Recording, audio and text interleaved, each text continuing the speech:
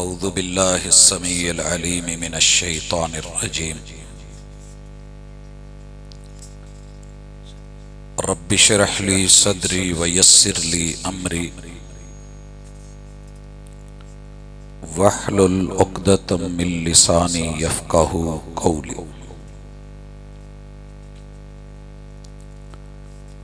حاضرین مجلس، احباب گرامی،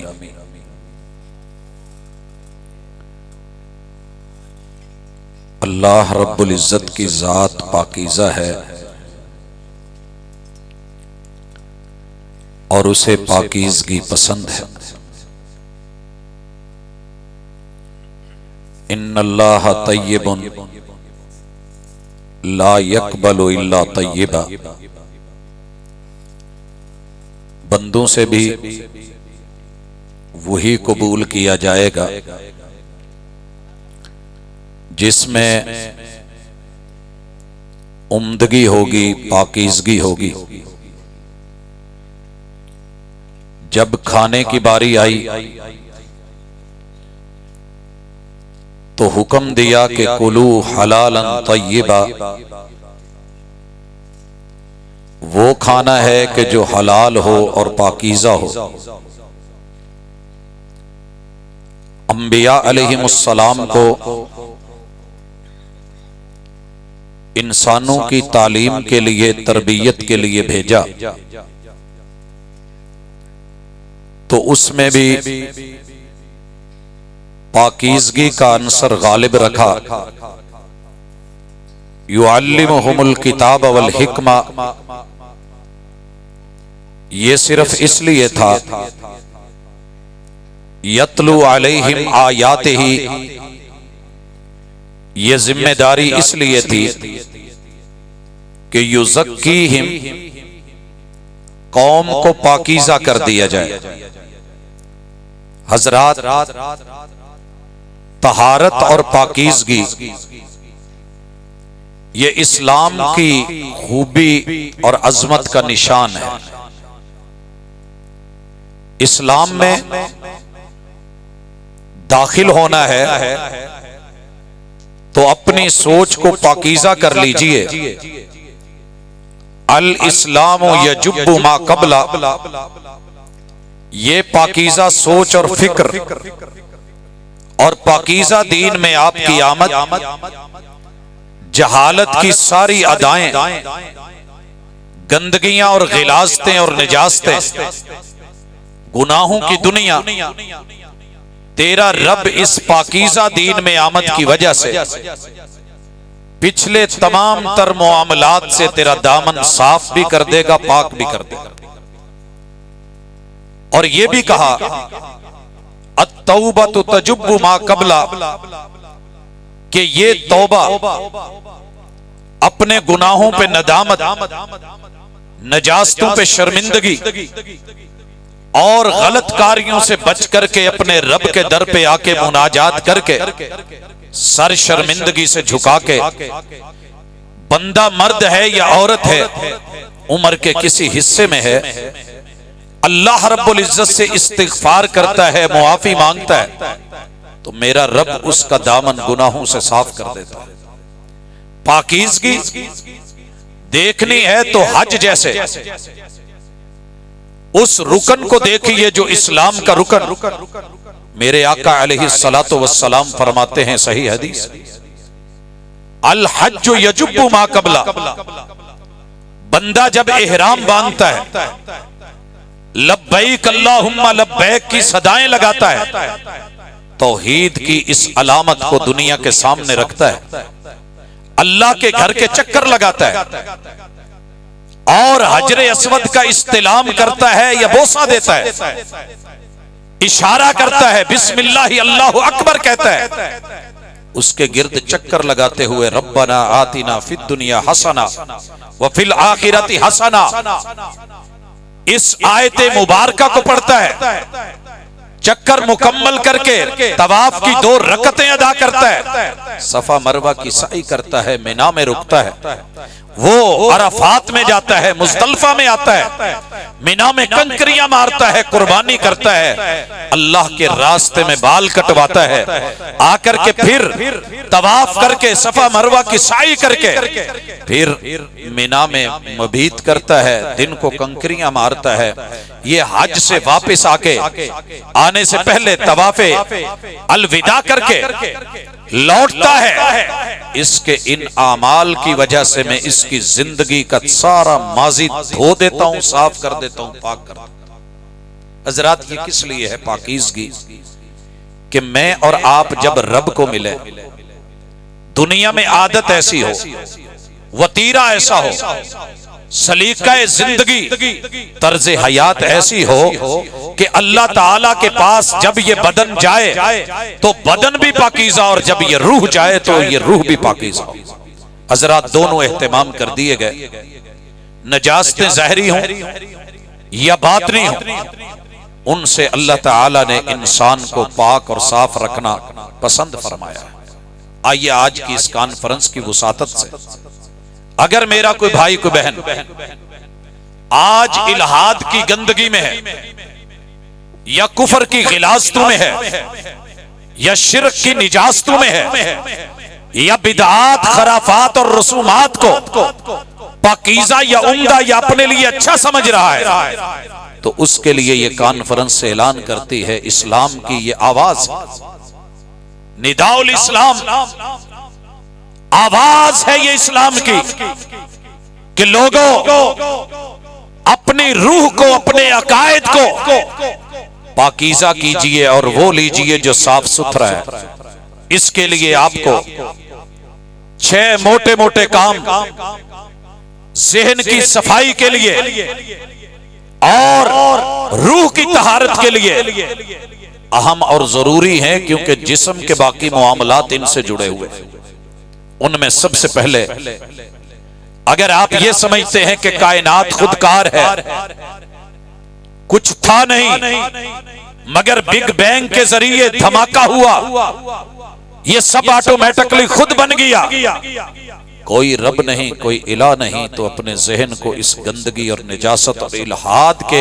اس جرم سے پاکیزہ کر کے اعلان کیجئے کہ اس کائنات کا کوئی ہے جس نے اس اونٹ کو یوں بنا ڈالا ہے۔ افلا ينظرون الى الابل كيف خلقت والى السماء كيف رفعت، آسمان کی چھت، یہ چھوٹا سا تمبو لگانا پڑا ہے اور ہم اسے اتنا بڑا کہہ رہے ہیں، اس میں بھی ہمیں بانس دینے پڑے ہیں اور پلر اور ستون دینے پڑے ہیں، سائیڈوں سے باندھنا پڑا ہے۔ کون ہے وہ کہ جس نے اتنی بڑی چھت اٹھا ڈالی؟ یہ اگر خودکار اور ایسے ہی ہے تو ایسی کوئی چھت اپنے صوبے پہ، اپنے ملک پہ بھی اٹھا، انجینئر لے کے آ، سائنسدان لے کے آ، ذرا غور و فکر کر۔ اگر یہ نہیں ہو سکتا تو کوئی ہے جو نظام ہستی چلا رہا ہے۔ ذہن کو صاف کر اپنے رب کے بارے میں۔ وَإِلَى الْجِبَالِ كَيْفَ نُصِبَتْ، یہ پہاڑوں کے پتھر، اہرام مصر دیکھ کے گھنٹو حیران ہوتا ہے، کھڑا رہتا ہے، سر اٹھاتا ہے، نگاہیں اوپر کرتا ہے۔ اللہ کہتے ہیں کبھی میرے پہاڑ دیکھ، یہ سلسلے دیکھ، ان میں چھپے ہوئے تیرے رزق کے خزانے دیکھ، نعمتیں دیکھ، دھاتیں دیکھ، یہ سارا کچھ کیسے، کس نے ہے جو زمین میں کیل گاڑ دیے۔ وَإِلَى الْأَرْضِ كَيْفَ سُطِحَتْ، یہ زمین کا بچھانا دیکھ، اس میں ہوتی ہوئی اپنے علاقے کی میتھی کو دیکھ، کہیں ادرک کو دیکھ، کہیں ہلدی کو دیکھ، زمین کے نیچے ان مونگ پھلیوں کو دیکھ، پھر جو ہے زمین کے اوپر ہوتے ہوئے پودے اور سبزیاں دیکھ، یہ جتنا نظام چلا ہوا ہے، یہ باغات ہیں، اس کے اوپر انسان ہے، زندگی ہے۔ کون ہے کہ جو تیرے پاؤں کے نیچے اس کو بچھا کے، یہ تیرا رب ہے۔ حضرات ذہن کی صفائی، ان تؤمن باللہ، تجھے پتا ہو کہ میرا رب اللہ ہے، پروردگار اللہ ہے۔ ذہن صاف کر، باپ کی پشت میں رکھتا ہے، اللہ رکھتا ہے۔ ذہن صاف کر، ماں کی سینے کی ہڈیوں میں رکھتا ہے، اللہ رکھتا ہے۔ اور رحم مادر میں لاتا ہے، اللہ لاتا ہے۔ انسان کو آدم علیہ السلام سے بناتا ہے، رب بناتا ہے۔ آدم علیہ السلام کو مٹی سے بناتا ہے، رب بناتا ہے۔ ذہن صاف کر، کلکم من آدم و آدم من تراب، اللہ نے آدم علیہ السلام کو مٹی سے بنایا، اور تم ان کی نسل ہو، تم بندر کی اولاد نہیں ہو۔ ذہن کو صاف رکھیے۔ اگر بندر جو ہے مرحلہ وار آگے آ کر کے انسان بن گئے تو پھر وہ بندر جو ہے وہ بندر کیوں ہیں، وہاں پہ کیوں کھڑے ہیں؟ حضرات اپنے رب کے ساتھ رب کی پاکیزگیوں کو، اپنی نسل کو، اور یہ سوچ کے قرآن کہہ رہا ہے وَلَقَدْ كَرَّمْنَا بَنِي آدم، ہم نے تو آدم کے بچے کو عزت دی تھی کہ آدم کا بیٹا بنایا ہے، یہ پھر سے اپنے آپ کو بندر کا بیٹا کہلا کے یہ بنو کرد بن کے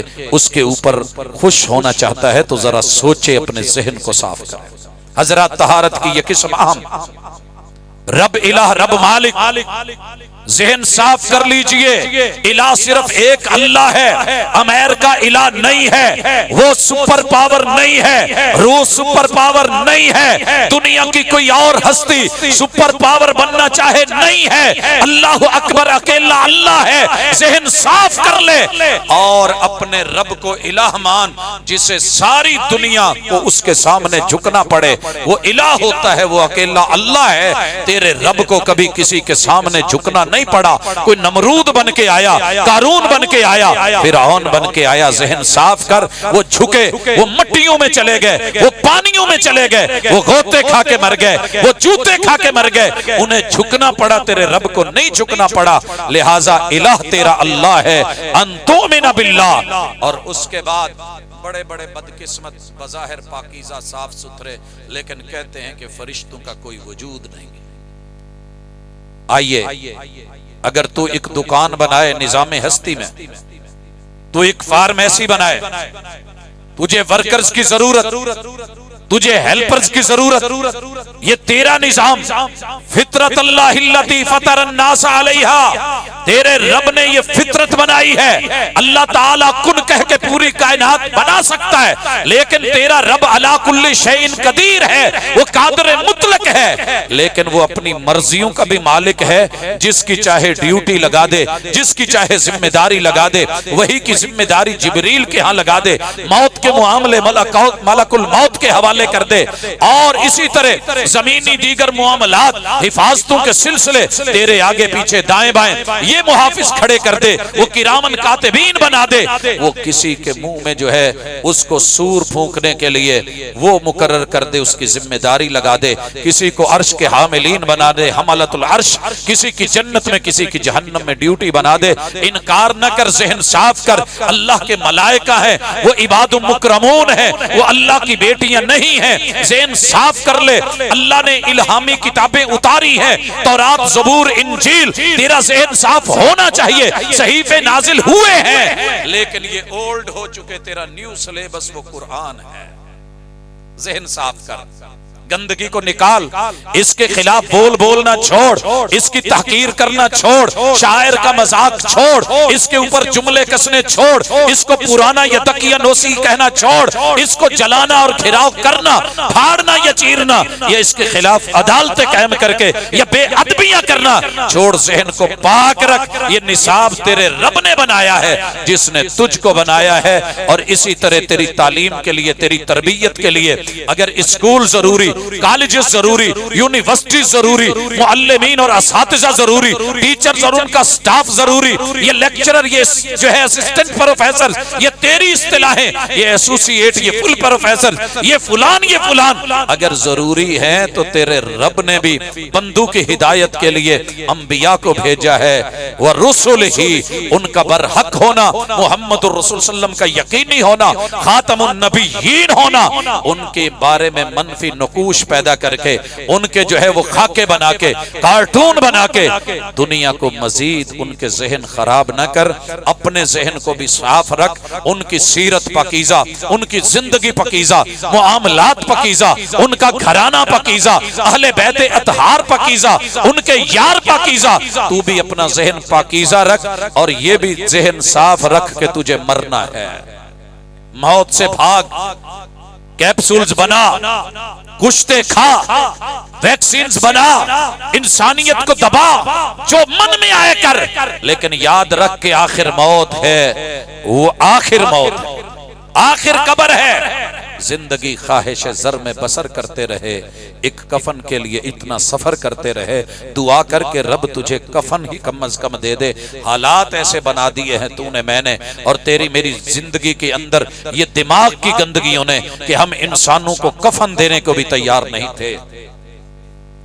اور اسی طرح ذہن کی پاکیزگی کے لیے تقدیر پر، قسمت پر، نصیب پر پختہ یقین رکھ کے رب نے کچھ برا نہیں بنایا، قابل تعریف ہے، وہ دے تو پھر بھی، وہ نہ دے تو پھر بھی، اگر مانگنے سے پہلے دے دے تو بھی اس کی رحمتیں، وہ مانگنے پہ بھی نہ دے تو اس کی حکمتیں، وہ تجھے دیر سے عطا کرے تو بھی اس کی حکمتیں۔ یہ ذہن صاف ہوگا تو اب بدن کی پاکیزگی کی طرف آئیے۔ حضرات بڑا اہم ہے کہ روح پاکیزہ ہے تو جسم کو بھی پاکیزہ ہونا چاہیے۔ اس مقصد کے لیے اللہ تعالیٰ نے انسان کو سر سے لے کے پاؤں تک پاکیزہ دیکھنا چاہا۔ یہی وجہ ہے کہ میرے مالک نے محمد الرسول اللہ صلی اللہ علیہ وسلم کو جو دین دیا، ائمہ خدا نے، محدثین نے، علماء اعظام نے، آپ کو پتہ ہے جتنی بھی کتب سنن نام سے ہیں، جیسے سنن ابی داؤد، سنن الترمذی ہے، اسی طرح سنن النسائی ہے، سنن ابن ماجہ ہے، یہ جتنی بھی سنن کی کتابیں ہیں انہیں سنن کہا ہی اس لیے جاتا ہے کہ ان کا آغاز، ان کا انداز فقہی ترتیب پہ، اور فقہائے کرام اگر اپنی بات کا آغاز کرتے ہیں تو طہارت سے کرتے ہیں، کتاب الطہارہ سے بات شروع ہوتی ہے۔ کیا مقصد؟ کہ انسان کا وجود پاکیزہ ہو۔ اس مقصد کے لیے بڑے اہم ترین مسائل میں سے ایک مسئلہ عقیدے کا صاف ستھرا ہونا، اسلام کی پاکیزگی کو لینا،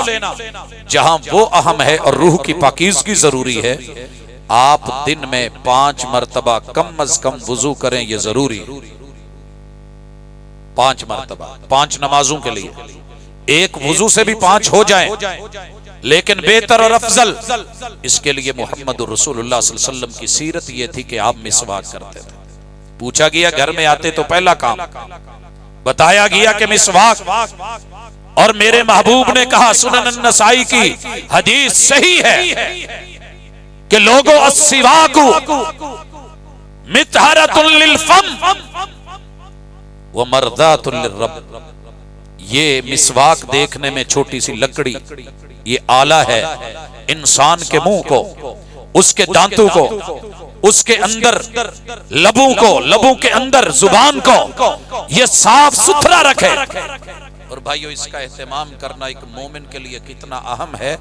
آقا علیہ الصلوۃ والسلام کہتے ہیں، لولا ان اشق علی امتی لامرتهم بالسواک عند کل وضو، ایک روایت میں عند کل صلاۃ، اگر میں امت پہ مشقت نہ سمجھتا تو یہ اپنے منہ کی طہارت، دانتوں کی طہارت اور اس کی صفائی مسواک کا میں حکم دے دیتا۔ لوگوں ہمارے اندر آج اس مجلس میں ہم بیٹھے ہیں، اللہ ہمارا حافظ ہے، ہم پاکیزہ نبی کی پاکیزہ امت ہونے کے باوجود پتہ نہیں کتنے کتنے مہینے گزر جاتے ہیں ہم مسواک نہیں کر پاتے، اور بات منہ کے قریب کر کے کریں گے، اور منہ کے اندر وہ ساری چیزیں رکھیں گے کہ جن میں سمیل ہے، سگریٹ ہو، پان ہو، گٹکا ہو، اور وہ چیزیں جو آپ کو مجھے تو ایزی لگتی ہیں لیکن دوسرے پہ کیا بیتتی ہے۔ محمد الرسول اللہ صلی اللہ علیہ وسلم نے اس سے بھی کم چیز کہا، جس پیغمبر نے مسجد میں آنے کی دعوت دی اور نبینا نے اجازت مانگی کہ میں گھر نماز پڑھ لوں تو آپ نے اجازت نہیں دی، اس پیغمبر نے کہا جس نے لہسن کھایا ہو اور پیاز کھایا ہو فلا یقربن مصلانا، یہ بدبو، یہ سمیل عارضی ہے، مستقل نہیں ہوتی، وقتی ہے، لیکن اس کے باوجود بھی کیا کہا، وہ ہماری نماز پڑھنے والی جگہ کے قریب نہ آئے، مصلی کے قریب نہ آئے۔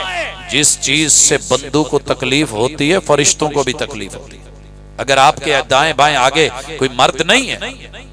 عورت نہیں ہے، انسان نہیں ہے، رب کے ملائکہ کرامن کاتبین تو ہیں۔ حیا کیجئے، ان کا مسواک کیا کریں اور بدبودار چیزوں سے اپنے آپ کو بچایا کریں۔ وہ حقہ ہو، وہ بیڑی ہو، وہ نسوار ہو، وہ سگریٹ ہو، وہ کوئی ایسا کمبینیشن ہو کہ جس کو منہ میں رکھ کر کے یہ چیز بنے۔ اگر پیغمبر سے پیار سچا ہے تو فیصلہ لینا مشکل نہیں۔ یہ بات جب میں نے اپنے تایا جی سے کری تھی اور انہوں نے 7 شریف کے ملنگ ہونے کے ناطے جناب علی المرتضی کا نعرہ حیدری لگایا تو میں نے صرف اتنی عرض کی تھی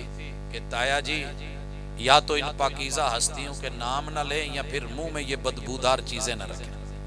وہ پاک ہستیاں، چوٹ لگتی ہے تو پتھر بھی صدا دیتے ہیں، وہ تایا جو پتھر سے بھی سخت ہے اور اپنے فیصلوں کے پابند تھے، کہنے لگے ہاں ہاں ہستیاں پاک ہیں،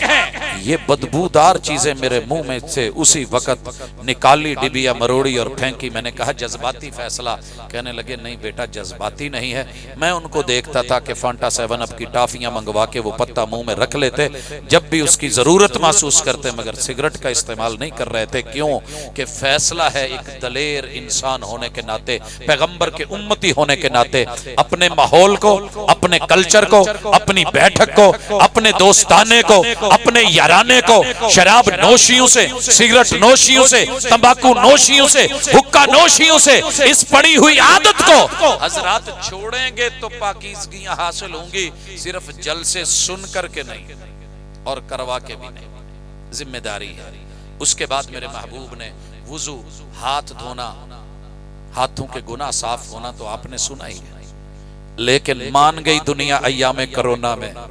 جس نے کبھی نہیں نہ مانا تھا میرے مصطفیٰ علیہ السلام کو، کہا کہ اتنی دیر میں نے دیکھا 3 مرتبہ ہاتھ کو دھوئیے، دلک کیجئے، پھر انگلیوں کا خلال کیجئے، 20 سیکنڈ کا ٹائم دنیا کا دیا ہوا نوٹ کیجئے، پھر آئیے پانی لیجئے، منہ میں ڈالیے، کلی کیجئے، پھر ڈالیے، منہ میں کلی کیجئے، پھر ڈالیے، کلی کیجئے، استنشاق کیجئے، گھڑی کو نوٹ کیجئے، 20 سیکنڈ کا ٹائم نہ لگ رہا ہو مجھے کہیے، چلو لیجئے، پانی ناک میں چڑھائیے۔ اور یہ ناک میں پانی چڑھانا دنیا بعد میں مانی سائنس، لیکن محمد الرسول صلی اللہ علیہ وسلم پہلے کہہ گئے شیطان رات کو ایسی جگہ پہ سوتا ہے جہاں ENT، یہ جو بلغمیں، یہ جو کھنگار، یہ جو ساری چیزیں صبح اٹھتے ہوئے یہ چھاتیاں جکڑی ہوئی، گلے بند، اور شیطان کا رات کا بیتوتا اور یہ خیشوم ناک کے اس حصے میں جہاں جا کر کے تینوں ایریے آنکھ، ناک، کان، گلے کے سلسلے مل رہے ہیں، وہاں پہ جاتے جاتے جب نہیں اٹھتا تو پیشاب کر کے چلا جاتا۔ اگر یہ اٹھ گیا، صفائی کر لی، یہ نشیط ہوگا، یہ فریش ہوگا، یہ تر و تازہ ہوگا، صفائی ہو گئی ہے، گندگی نکل گئی ہے، غلاظت دور ہو گئی ہے، طہارت ہو گئی ہے، یہ راستے صاف، آنکھ پاکیزہ، صاف ستھری۔ یہ ساری چیزوں کے ساتھ اگر نہیں پڑا رہا ہے، گندگی ہے، غلاظت ہے، جیڑی مجھ پھوسی تے بیٹھی رہے اور پیشاب پہ بیٹھی رہے، ہم کہتے ہیں یہ اچھی نہیں ہے، یہ صاف نہیں ہے، یہ گندے چھپڑ میں اتر گئی ہے۔ لیکن کبھی تو نے غور کیا کہ اٹھ کب رہا ہے اور کیسے ہے؟ بغیر جو ہے ان صفائیوں کے، طہارتوں کے، پاکیزگی کے، بغیر وضو کے تیری عادت نہ بن سکی، پھر یہ سارا دن کسلان، خبیث النفس، بری حالت، تھکا ماندہ، اور جیسے قاری صاحب کہہ رہے تھے، میں نہیں کہتا، حالت تقریباً ہماری سارا دن یہی ہوتی ہے، فریش ہو کے بھی فریش نہیں ہوتے، کوشش کر کے بھی ہم صحیح نہیں ہوتے۔ تو میرے بھائیوں، یہ وضو کی عادت، یہ مومن کے جسم کی طہارت اور اس کی جو ہے صفائی اور پاکیزگی کے ساتھ ساتھ اس کا جو ہے صاف ستھرے رہنے کے ساتھ تازہ دم رہنے کے لیے بڑی اہم ہے۔ اور یہ جملے خود محمد رسول اللہ صلی اللہ علیہ وسلم کے، اصبح نشیطا، یہ بالکل فریش، تازہ دم، تازہ خون اور کام کرنے کے لیے بالکل تیار ہے۔ پھر محمد الرسول اللہ صلی اللہ علیہ وسلم نے چہرہ دھونا، جس میں تیری آنکھیں بھی ہیں، تیرا ماتھا بھی ہے اور تیرے گال بھی ہیں، پورا چہرہ، اور پھر اس کے بعد بازو کوہنیوں تلک دایاں 3 مرتبہ ذرا دلک کر مل دو اور دیکھ، اور اس کے بعد ٹائم چیک کر، پھر بایاں، پھر جو ہے وہ سر کا مسا، اور سامنے سے لے کے پیچھے، پیچھے سے لے کے آگے تلک، اور پھر یہ کان کے اندر کے مکمل حصے، جتنے موڑ جتنے جوڑ وہ، اور پیچھے انگوٹھوں کا اٹھنا، یہ چیک کر۔ اور امت مسلمہ میں وضو کرنے والوں کے کان کبھی چیک کر کے دیکھ، اور جس نے وضو کر کے نہیں دیکھا اسے کہے اپنے ہی کان میں پیچھے ذرا تھوڑی دیر انگوٹھا ایسے گھما کے دیکھ کے اپنے ہی ناک کے قریب کر، تجھے گھن نہ آئے تو کہنا یہ دین ہے محمد رسول صلی اللہ علیہ وسلم کا پاکیزہ جسم۔ پاؤں دھلتے ہیں اور انگلیوں کا خلال ہوتا ہے، اور اس کے ساتھ کیا ہے، ذہن صاف کر کہ تو اٹھ کے جب کہے گا نا اشہد ان لا الہ الا اللہ و اشہد ان محمدن عبدہ و رسولہ، تیرا رب جنت کے 8 دروازے کھلوا دے گا۔ یہ پاکیزگی تیرے رب کے ساتھ، یہ طہارتیں، وہ ذوالجلال ہے، وہ پاکیزہ ہے۔ اسی طرح غسل کے معاملے اللہ تعالیٰ نے امت مسلمہ کو یہ خوبی دی ہے کہ یہ تھوڑے سے ان مٹی پڑی تو نہا لیا، غسل نفاست۔ اسی طرح پکنک پہ گئے، سامنے آئی نہروں میں نہانے لگے، بارش آئی نہائے، لیکن ایک غسل جو اس امت کا خاصہ ہے اور خوبی ہے، اللہ تعالیٰ نے باقی قوموں کو محروم رکھا ہے۔ رب کا شکر کریں کہ انسان کی جوانی کے ساتھ اللہ تعالیٰ نے اس کے وجود سے جو سلالہ ہے، جو ست ہے، جب وہ کسی اوور فلو ہونا ہے احتلام کی شکل میں یا ازدواجی تعلقات کی صورت میں، میرے رب نے اس کے بعد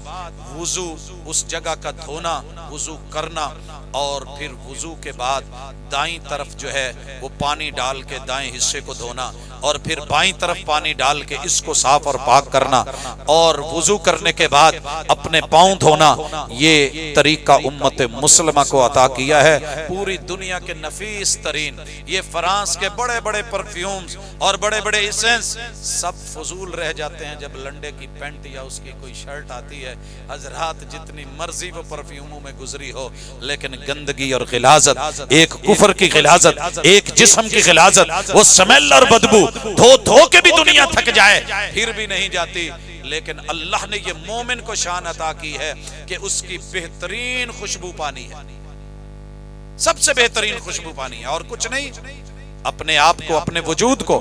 میں ماؤں بہنوں سے کہوں گا، گھر کے کام کاج ہیں، میں ان جوانوں سے کہوں گا کہ جو کھیتی باڑی کرتے ہیں، جو جانور مال ڈنگر ڈھور ان کا جو ہے خیال رکھتے ہیں، اپنے وجود کے ساتھ یہ چیزیں لگ جانا بری بات نہیں، لیکن لگی رہیں صدا۔ دن میں 5 مرتبہ وضو کی عادت بنائیے، نہانے کی عادت بنائیے۔ یہ محمد الرسول صلی اللہ علیہ وسلم بھی پاکیزہ، ان کی امت بھی پاکیزہ، اور ان کی طہارتیں۔ اسی طرح ماؤں کے ساتھ جو مسائل ہیں، استاذ بھی نہیں سکھا پاتے، ماں باپ بھی نہیں سکھا پاتے،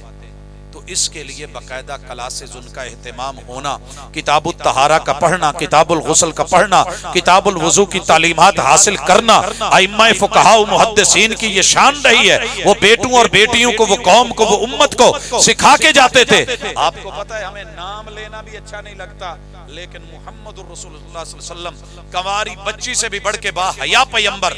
لیکن جو دین کا اور تربیت کا معاملہ ہے، ان اللہ لا یستحیی من الحق، حیض کے نام سے کتاب الحیض موجود ہے کتب حدیث میں، جس کا نام لیتے ہوئے آپ اور میں شرمائیں،